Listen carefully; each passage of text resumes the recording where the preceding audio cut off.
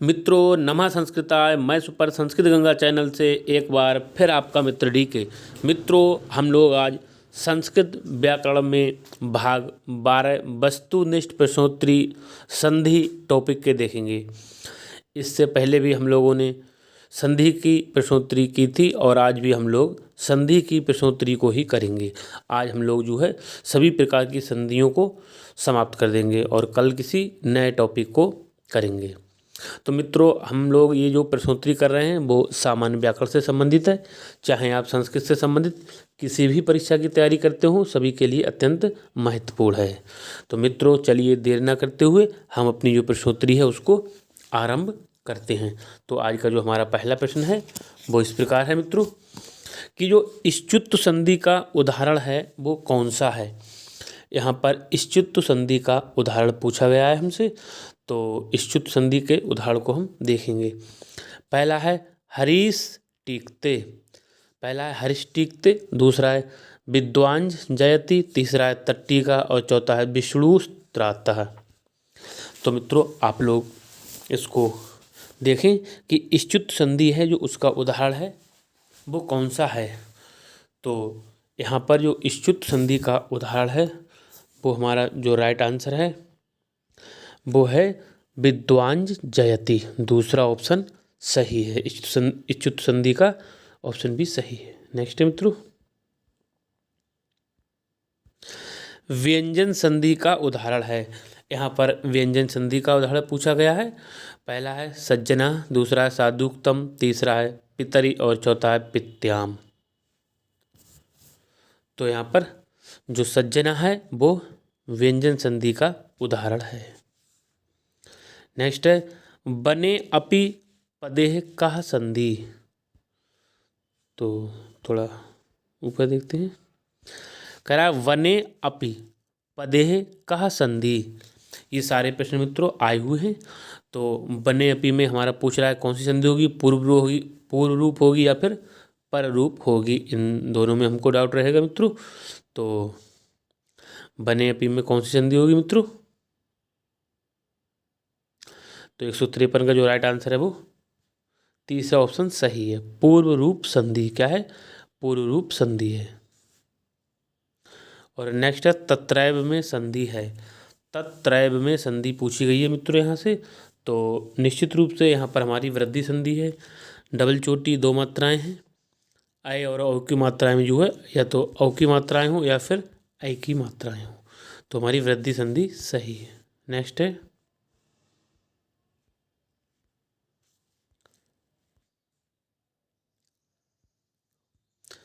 यद्यपि का संधि विच्छेद होगा।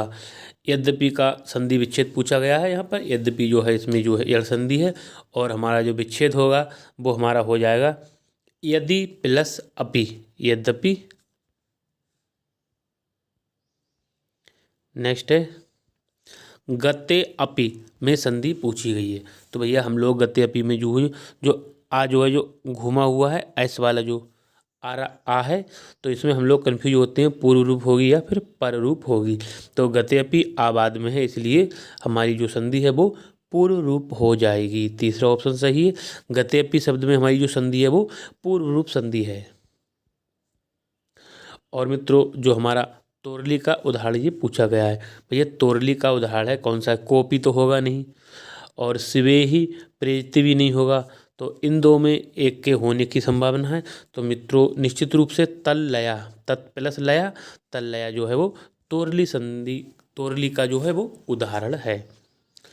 नेक्स्ट है भैया हरिस सेते में जो संधि है किस सूत्र के अनुसार होगी। हरिस सेते में संधि पूछी गई है। 158 का देखेंगे मित्रों। तो जो हरिस सेते है यहाँ पर स्तोह सचुना सचु सूत्र से संधि हुई है हरिस सेते। आगे देखेंगे 159 का मित्रों शकार का शकार से योग होने पर क्या परिवर्तन होगा। भैया इस शकार का इससे योग होगा तो क्या परिवर्तन होगा। 159 में देखेंगे हम लोग। तो मित्रों यहाँ पर जो शकार का शकार में क्या परिवर्तन होगा, शकार का शकार हो जाता है भैया। शकार का इस सकार का सकार से योग होने पर क्या होगा, तो इस वाले सा का और ये वाला सा हो जाता है। ठीक, दूसरा ऑप्शन सही है। अगला देखते हैं। यहाँ पर कह रहा है कि मनोरथा, जो मनोरथा है वो भैया काय का उदाहरण है। आया हुआ प्रश्न है, स्वर संधि है, व्यंजन संधि है, विसर्ग संधि या फिर प्रकृति भाव का है। तो 160 का हम लोग देखेंगे। तो मित्रों मनोरथा, जो मनोरथा है यहाँ पर हमारा जो है विसर्ग संधि का प्रयोग किया गया है। किसका, विसर्ग संधि का प्रयोग किया गया है, मनोरथा। नेक्स्ट है, कराए महर्षि में कौन सी संधि है, महर्षि में कौन सी संधि है, वृद्धि गुण दीर्घ या फिर यल। तो जो हमारा महर्षि शब्द है भैया महर अर, तो यहाँ पर जो हमारा गुण संधि का प्रयोग किया गया है। अगला देखेंगे, कराए बाल कावपि शब्द का संधि विच्छेद होगा। भैया बाल कावपि है तो यहाँ पर क्या हो जाएगा हमारा 162 का देखेंगे तो हो जाएगा बालकौ प्लस अपि, बाल कावपि। तो यहाँ पर अव का आव हुआ है, बाल कावपि। तो हमारा जो है दूसरा ऑप्शन सही है। ये भी अच्छा प्रश्न करा है। संधि कहते हैं भैया, संधि किसे कहते हैं, दो वर्णों के मेल को कहते हैं या फिर दो पदों के मेल को कहते हैं या फिर दो वाक्यों के मेल को कहते हैं या दो से अधिक पदों के मेल से। तो 163 का है भैया, ये निश्चित रूप से दो वर्णों के जो मेल को संधि ही कहते हैं, क्योंकि संधि में दो वर्णों का मेल होता है, ना कि दो पदों का। नेक्स्ट है, अत्यधिक में संधि होगी। तो अति प्लस अधिक, जो अत्यधिक है इसमें संधि पूछी गई है। तो मित्रों यहाँ पर 164 है, इसका जो राइट आंसर होगा यड़ संधि हो जाएगा। अगला है, कह रहा है उपेंद्रा, जो उपेंद्रा शब्द है इसका संधि विच्छेद पूछा गया है। उप प्लस इंद्रा, उपेंद्रा। आ के बाद ई आए तो आई, एक ही मात्रा हो जाती है। तो हमारा निश्चित रूप से पहला ही ऑप्शन सही है। जो उप है पा में है छोटा और इंद्र में है ई, अगर आ के बाद ई आए तो ए हो जाती है और एक ही मात्रा लगती है एक, इसलिए हमारा उपेंद्रा शब्द बना है। उप प्लस इंद्रा उपेंद्रा। नेक्स्ट है भैया, कह रहा है तल लया का जो संधि विच्छेद होगा वो क्या होगा। तो हम इसको एक बार कर भी चुके हैं। तो हमारा जो तल्लया होता है इसका हमारा हो जाता है तत् प्लस लया बराबर तल्लया। पहला ऑप्शन ही सही है मित्रों। और हम लोग अगला देखते हैं। यहाँ पर हमने देखा भी है मनोरथ में कौन सी संधि थी, यहाँ पर उसका विच्छेद पूछा गया है। तो मनोरथा का हमें जो है विच्छेद बताना है। तो मित्रों यहाँ पर जो है मनोरथा में संधि विच्छेद पूछा गया है। मनोरथा में पूछा है कि कौन सी संधि होगी, तो मनोरथा का जो संधि विग्रह है वो कौन सा होगा। बहुत ही अच्छा प्रश्न है, ये कई बार परीक्षाओं में आया हुआ है। 167 का मित्रों अच्छे से देखेंगे तो यहाँ पर जो हमारा हो जाएगा वो हो जाएगा मनस प्लस रथा। क्या हो जाएगा 167 का देखेंगे, मनस प्लस रथा क्या हो जाएगा मनोरथा। तीसरा ऑप्शन सही है। और अगला देखेंगे हम लोग, यहाँ पर पूछा गया है कि अच संधि किसे कहते हैं। भैया अच संधि पूछी गई है। अच संधि किसको कहते हैं, व्यंजन संधि को कहते हैं या फिर विसर्ग संधि को कहते हैं या फिर प्रतिमुख संधि को कहते हैं और या स्वर संधि को कहते हैं। भैया प्रतिमुख संधि तो होती नहीं है, तो अच को कहते हैं स्वर संधि को। क्या कहते हैं, अच कहते हैं स्वर संधि को। अगला है, व्याकरण से संबंधित संधि नहीं है। यहाँ पर पूछा गया है भैया कि कौन सी संधि व्याकरण से संबंधित नहीं है। स्वर संधि, विसर्ग संधि, व्यंजन संधि या फिर मुख संधि। भैया मुख संधि नहीं होती है व्याकरण में। अगला है,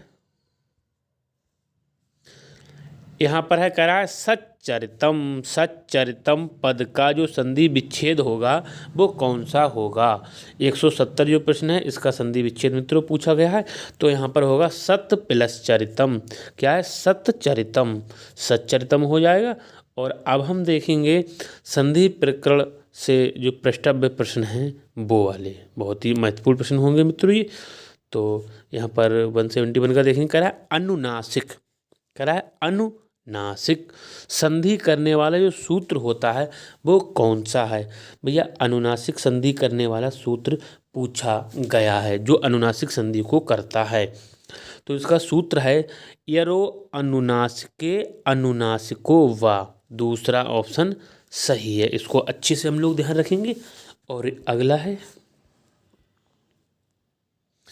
72 का देखेंगे, करा है अनुनासिक वर्ण यदि बाद में आए, अनुनासिक जो वर्ण हैं यदि बाद में आए तो जो पदांत एर, क्या है पदांत एर वर्णों के स्थान पर अनुनासिक आदेश होगा, विकल्प से होगा, नित्य होगा या उपर्युक्त दोनों।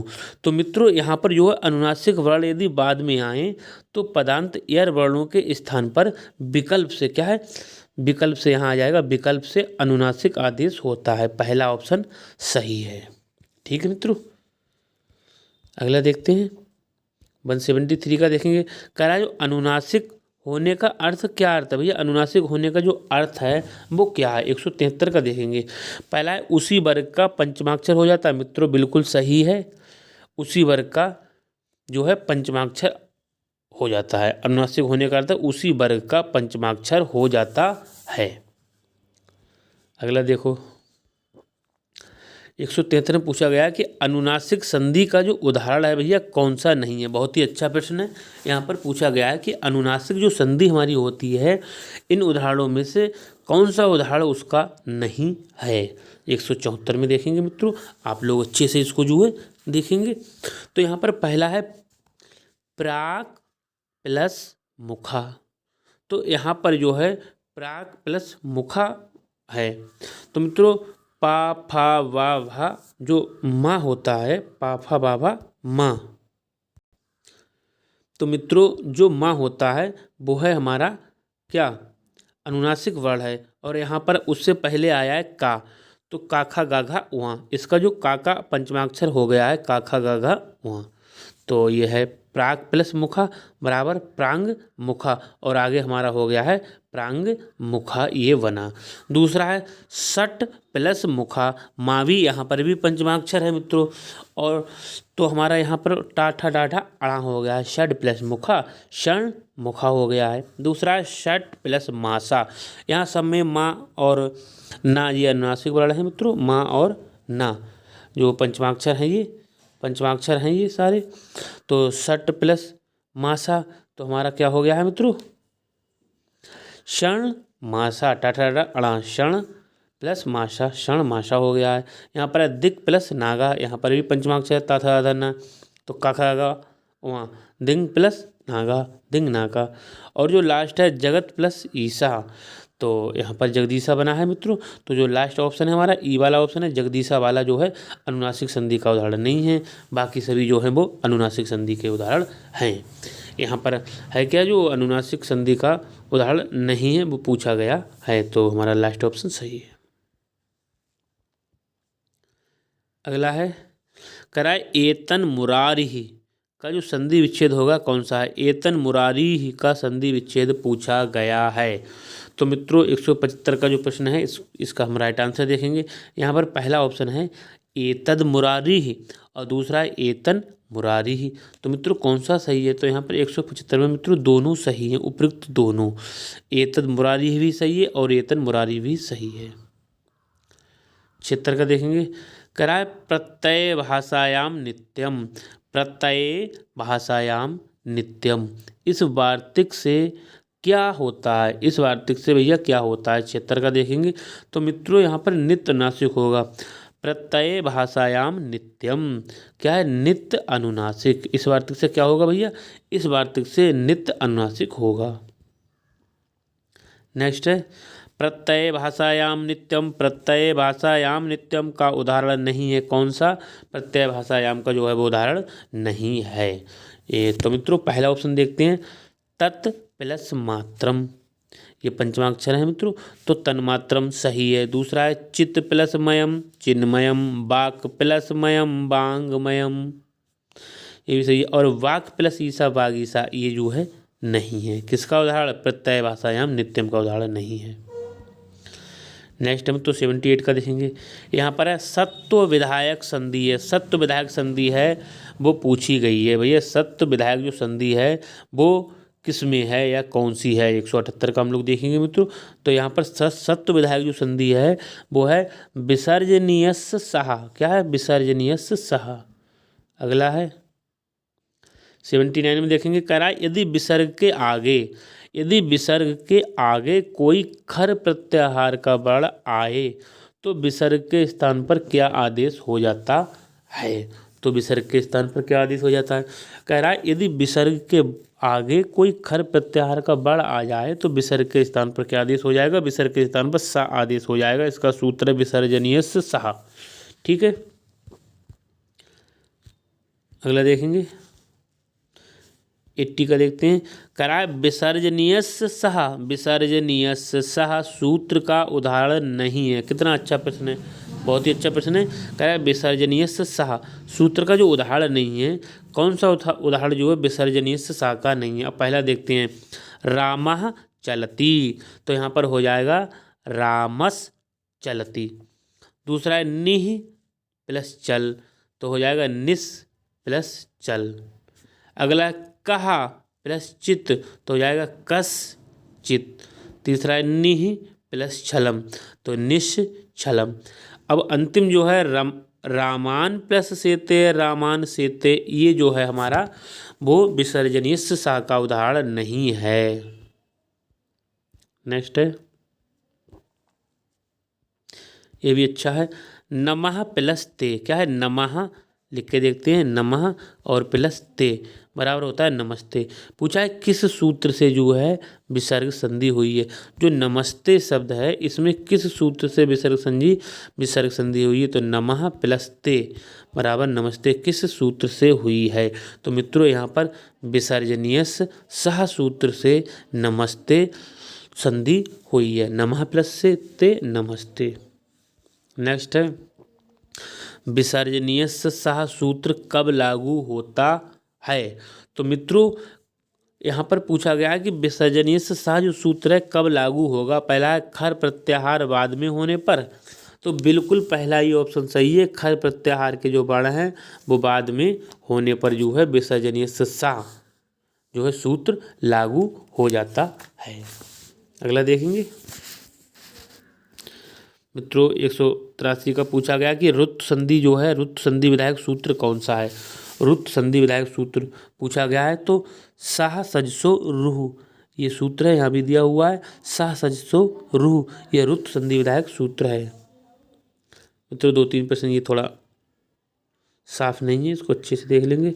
कह रहा है पदांत सकार और सजुस के सकार के स्थान पर क्या आदेश होता है? यह कह रहा है पदांत सकार और सजुस के जो सा के स्थान पर क्या आदेश होता है? तो मित्रों पदांत सकार और सजुस के सकार के जो स्थान पर आदेश होगा वो रू आदेश होगा। क्या होगा? रू आदेश होगा। 85 का देखेंगे, साह सजसो रूह का जो उदाहरण है कौन सा नहीं है? भैया साह सजसो रूह का जो उदाहरण नहीं है ये पूछा गया है। तो पहला ऑप्शन है कविश प्लस अयम, तो कविरयम बराबर कविरयम, ये तो है। अच्छा, दूसरा है गौस प्लस अयम, तो गौ रा अयम यानी गौरयम, ये भी है। तीसरा है मातुस प्लस आज्ञा, तो मातुस रा आज्ञा मातुराज्ञा, ये भी है। और तत् प्लस लया तलया, ये जो है इसका नहीं, ये तोरली का है। नेक्स्ट है उत्तो संधि विधायक सूत्र। भैया कौन सा उत्तो संधि विधायक सूत्र पूछा गया है? उत्तो संधि विधायक सूत्र है भैया कौन सा? पहला है हसीचा, और ये तो है। दूसरा अतोरोर प्लुताद प्लुते, अतोरोर प्लुताद प्लुते, तो ये दोनों हैं उपयुक्त, तो दोनों। उत्तो संधि विधायक सूत्र कौन सा है? हसीचा और अतोरोर प्लुताद प्लुते, ये दोनों हैं, तो इसलिए हमारा तीसरा ऑप्शन सही है, उपयुक्त दोनों। नेक्स्ट देखेंगे 87 का कह रहा है शिवस प्लस अर्च्या। शिवस प्लस अर्च्या यानी शिवो अर्च्या किस सूत्र का उदाहरण है? तो 187 का देखेंगे हम लोग। तो ये अतोरोर प्लुताद प्लुते का उदाहरण है। अतोरोर प्लुताद प्लुते। शिवस प्लस अर्च्या, शिवो अर्च्या। ये अच्छा है मित्रों प्रश्न, इसको अच्छे से तैयार कर लेंगे। दूसरा अतोरोर प्लुताद प्लुते का जो उदाहरण है कौन सा नहीं है, ये भी अच्छा प्रश्न है 88 मित्रों। तो हम लोग इसको अच्छे से देखेंगे। पहला है शिवस प्लस अत्र, तो हमारा हो गया है शिवो अत्र। यहाँ बाद में जो है वो क्या शिवो शिवस प्लस अत्र आया है, इस यहाँ पर जो है बाद में स्वर आया है, इसलिए जो है ओ में चेंज हो गया है और ये अपने ऐसे रूप में चेंज हो गया है। शिवस प्लस अत्र, शिवो अत्र। दूसरा है रामस प्लस अयम, रामो अयम। और तीसरा है देवस प्लस बंधा, तो क्या हो गया है देवो बंधा। और चौथा है देवस प्लस अधुना, देवो अधुना। यहाँ पूछा अतोरोर प्लुताद प्लुते सूत्र का जो उदाहरण कौन सा उदाहरण नहीं है, तो मित्रों यहाँ पर जो हमारा ये है देवस प्लस बंदा, देवो बंदा, ये गलत है, ये इसका उदाहरण नहीं है। जबकि बाकी तीनों अतोरोर प्लुताद प्लुते का जो उदाहरण है। 89 का देखेंगे। यहाँ पर है उत्तु संधि का जो विधान करने वाला सूत्र है कौन सा है। भैया उत्तु संधि का विधान करने वाला सूत्र है वो कौन सा है, तो मित्रों हसिचा जो सूत्र है वो उत्तु संधि का विधान करने वाला है।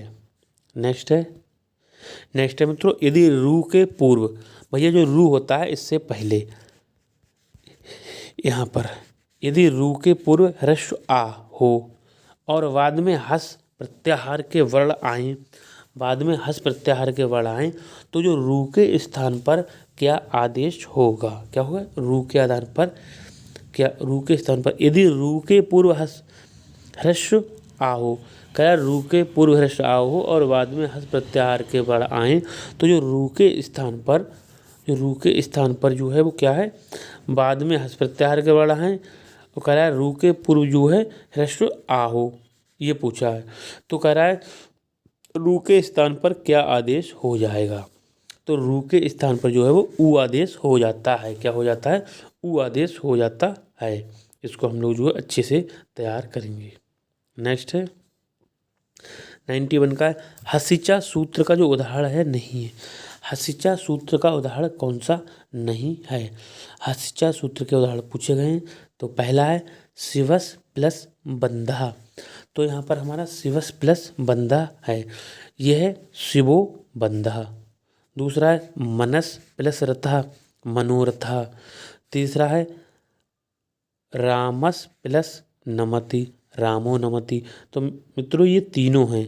और सत प्लस सस प्लस अवदत, सो अवदत, ये नहीं है मित्रों, सो अवदत नहीं है। बाकी तीनों जो है हसिचा सूत्र के उदाहरण हैं। तो चौथा ऑप्शन सही है। नेक्स्ट है मित्रों 92 का देखेंगे। कह रहा है निम्नलिखित में से कौन विसर्ग संधि नहीं है। 92 का है कौन जो है विसर्ग संधि नहीं है। भैया पहला है हमारा सो अपि, रामो अस्ति, को अयम, ये तो है। उसके बाद है मृगो धावति बालको, मृगो धावति बालको हसति, ये है, ये भी है। पुनः रमते शंभुराजते नीरसः, नीरसः, ये भी है। जबकि मित्रों यह है हरि एतौ गंगे अमु विष्णु अमु, ये जो है वो विसर्ग संधि के उदाहरण नहीं है। नेक्स्ट है 93 का है रा जो है लोप संधि विधायक सूत्र है। रलोप संधि विधायक सूत्र है। तो रलोप संधि विधायक सूत्र पूछा गया है मित्रों यहाँ पर, तो कौन सा है रोरी, क्या है रोरी है। रलोप संधि विधायक सूत्र कौन सा है रोरी, रलोप संधि विधायक सूत्र रोरी है। रा के बाद रा है तो पूर्व रा का लोप हो जाता है। रा के बाद रा आए तो पूर्व रा का क्या होता है, अभी तो हमने बताया था आपको। रा के बाद रा आए तो पूर्व रू का क्या होता है, तो पूर्व रू का रा का लोप हो जाएगा। यदि रा के बाद रा आए तो पूर्व रा का क्या होता है, पूर्व रा का लोप होता है, रोरी सूत्र है इसका। 95 का है रोरी सूत्र का उदाहरण है। भैया रोरी सूत्र का उदाहरण पूछा गया है यहाँ पर। तो पहला है बालका रमते, क्या है बालका रमते, ये भी है। दूसरा है गौ रंभते ये भी है। तो उपयुक्त दोनों हमारा सही है। नेक्स्ट है 96 का देखेंगे। कराए ढा या रा का लोप हुआ हो तो उससे पूर्ववर्ती अड़ अयुड़ आ इ उ को क्या को आदेश होता है। क्या आदेश होता है मित्रों? तो उसका दीर्घ आदेश होता है। क्या होता है? दीर्घ। फिर से देखते हैं। डा ढा या रा का लोप हुआ हो तो उससे पूर्ववर्ती वर्ण वर्ती जो अड़ के वर्ण हैं आयु का आदेश क्या होता है? इनका जो है वो दीर्घ आदेश हो जाता है। आ है तो दीर्घ हो जाएगा, ई है दीर्घ हो जाएगी, ऊ है दूरी हो जाएगा, तो दीर्घ हो जाएगा, दीर्घ आदेश होता है। नेक्स्ट है भैया ढलोपे पूर्वस्य दीर्घो अड़ा। ढलोपे पूर्वस्य दीर्घो अड़ा सूत्र का जो उदाहरण है वो कौन सा नहीं है? पहला है पुनारमते हरि रम्या, ये तो हैं। दूसरा शंभु राजते अंतरा राष्ट्रीय, ये भी है। तीसरा है लीढ़ा नीरोगा नीरसा, ये भी है। जबकि बालका रमते ये ढलोबे पूर्व से दीर्घो अड़ा के उदाहरण नहीं है। 97 का चौथा सही है। नेक्स्ट है मित्रों रेफ को विसर्ग करने वाला सूत्र है। भैया रेफ को, जो रेफ होता है उसको विसर्ग करने वाला सूत्र कौन सा है? तो खरवसानयोर विसर्जनीय, क्या है? खरवसानयोर विसर्जनीय जो है ये सूत्र जो है रेफ को विसर्ग करता है। नेक्स्ट है पदांत रेफ के स्थान पर क्या आदेश होता है? तो पदांत रेफ के स्थान पर जो क्या होता है भैया? पदांत रेफ के स्थान पर विसर्गादेश होता है। पदांत रेफ के स्थान पर विसर्गादेश होता है। मित्रों आज की प्रश्नोत्तरी का हम लोग अंतिम प्रश्न देखते हैं और इस टॉपिक का भी हम लोग अंतिम प्रश्न देखते हैं। कराए खरवसानयोर विसर्जनीय, खरवसानयोर विसर्जनीय सूत्र का उदाहरण नहीं है। फिर से बोलते हैं खरवसानयोर विसर्जनीय सूत्र का जो उदाहरण है वो कौन सा नहीं है? पहला देखते हैं रामर प्लस खादती, तो हो जाएगा रामः खादती क्योंकि रेप का विसर्ग हुआ है। दूसरा है वृक्षर प्लस फलति वृक्षः फलति। तीसरा है निस प्लस संदेहम निस्संदेहम। चौथा है पुनर् प्लस पृच्छति पुनः पृच्छति। तो मित्रों जो 200 है इसका जो राइट आंसर है वो निह प्लस संदेहम निस्संदेहम, ये जो है खरवसानयोर विसर्जनीय सूत्र का उदाहरण नहीं है। तो मित्रों ये थे हमारे सामान्य संस्कृत व्याकरण से संबंधित संधि टॉपिक की प्रश्नोत्तरी। मित्रों हम लोगों ने लगभग चार टॉपिकों में इसको अच्छे से कर लिया है, अर्थात 4 वीडियो में हम लोगों ने इस संधि के टॉपिक को अच्छे से कर लिया है। कल हम लोग जो है समास की प्रश्नोत्तरी को करेंगे या फिर किसी और टॉपिक की प्रश्नोत्तरी को करेंगे। तो मित्रों ये थे हमारे द्वारा दिए गए संधि टॉपिक की वस्तुनिष्ठ प्रश्नोत्तरी। आपको अच्छी लगती है, पसंद आती है तो वीडियो को लाइक शेयर और कमेंट भी कर दिया करें, और अगर कोई त्रुटि रह जाए तो उसको आप कमेंट में लिख दिया करें, हम उसको जो है निराकरण करने का पूरा प्रयत्न करेंगे। और मित्रों जिन भाई बहनों ने अभी तक चैनल को सब्सक्राइब नहीं किया है तो चैनल को भी सब्सक्राइब कर लें भैया, जिससे जो भी हम वीडियो डालें आपको तुरंत नोटिफिकेशन प्राप्त हो जाए। तो मित्रों आज के लिए फिर इतना ही। नमः संस्कृताय। आपका दिन शुभ हो।